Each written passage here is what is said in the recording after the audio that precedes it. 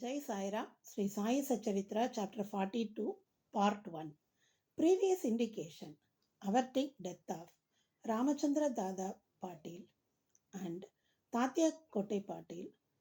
Charity to Lakshmi Bai Shinde. Last moment. This chapter describes the passing away of Baba. Preliminary. The stories given in the previous chapter have shown that the light of Guru's grace removes our fear of the mundane existence, opens the path of salvation, and turns our misery into happiness. If we always remember the feet of the Sadguru, our troubles come to an end. Death loses its sting, and the misery of this mundane existence is obliterated. Therefore, those who care for their welfare should carefully listen to these stories of Sai Samarth, which will purify their minds. In the beginning, Hemaband dwells on Dr. Pandit's worship and he is marking Baba's forehead with Triprandra, the three horizontal lines. But as this has been already described in chapter 11, this has been omitted here. Previous indication. The readers up till now heard the stories of Baba's life.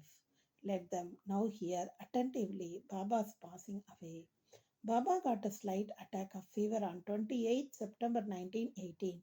The fever lasted for 2 or 3 days, but afterwards Baba gave up his food and thereby he grew weaker and weaker. On the 17th day, that is Tuesday, the 15th of October 1918, Baba left his mortal coil at about 2:30 p.m. Wide Professor G. Narke's letter, dated 5th November 1918, to Dada Saheb Kaparde, published in Sai Leela magazine, page 78, first year.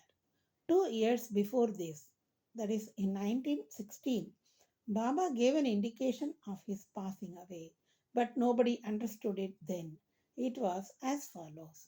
On the Vijayadashmi Dasara day, Baba at once got into wild rage in the evening when people were returning from Seemollangan, that is, crossing the border or limits of the village. Taking off his headdress, kafni, and langota, etc., he tore them and threw them on the Dhuni before him.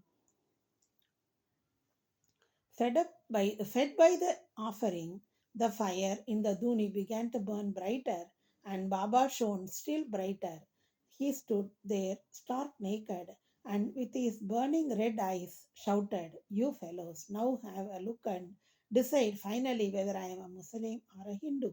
Everybody was trembling with fear, and none dared to approach Baba.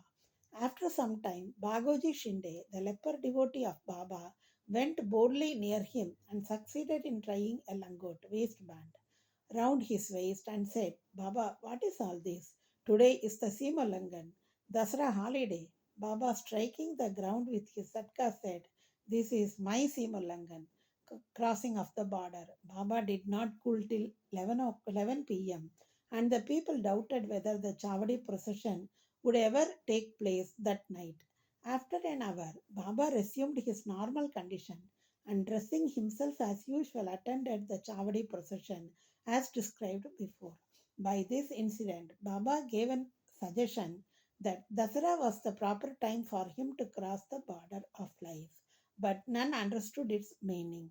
Baba gave also another indication as follows: averting death of Ramachandra and Tatya Patil. Sometime after this, Ramachandra Patil became seriously ill. He suffered a lot. He tried all remedies, but finding no relief, despaired of his life and was waiting for the last moment. The one midnight, Baba suddenly stood near his pillow. Patil held his feet and said, "I have lost all hopes of life. Please tell me definitely when I shall die." Merciful Baba said, "Don't be anxious. Your handi, that is death warrant, has been withdrawn and you will soon recover. But I am afraid of Tatya Patil. He will pass away on Vijayadashmi of Sakan 1840, that is 1918 AD. Do not divulge this to anybody nor to him, for he will be terribly frightened." Ramachandra Dada got well, but he felt nervous about Tatya's life, for he knew that Baba's word was unalterable. and that Tatya would breathe his last within 2 years.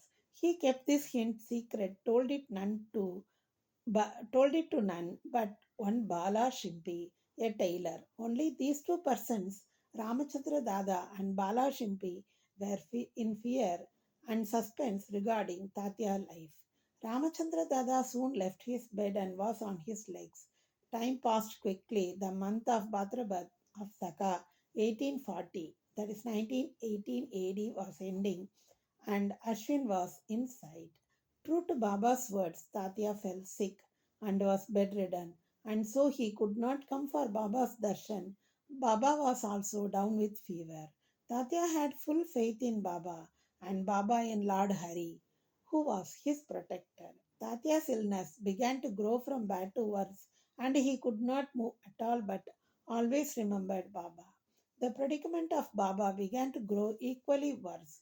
The day predicted, that is Vijayadashmi, was impending, and both Ramachandra Dada and Bala Shimpi were terribly frightened about Tatya, and with their bodies trembling and perspiring with fear, thought that, as predicted by Baba, Tatya's end was near. Vijayadashmi dawned, and Tatya's pulse began to beat very slow, and he was expected to pass away shortly. But a curious thing happened. Tatya remained. His death was averted and Baba passed away in his stead. It seemed as if there was an exchange. People said that Baba gave up his life for Tatya. Why he did so?